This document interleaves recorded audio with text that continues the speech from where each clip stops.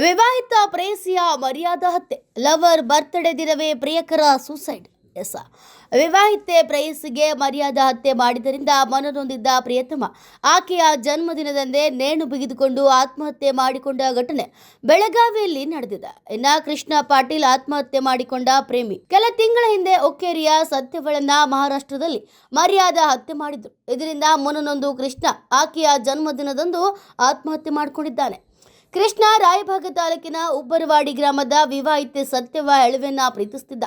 ಇಬ್ಬರು ಪರಸ್ಪರ ಒಪ್ಪಿಕೊಂಡು ಮನೆ ಬಿಟ್ಟು ಹೋಗಿದ್ದ ವೇಳೆ ಪೊಲೀಸರು ಪತ್ತೆ ಹಚ್ಚಿ ಮನೆಗೆ ಕಳುಹಿಸಿದ್ರು.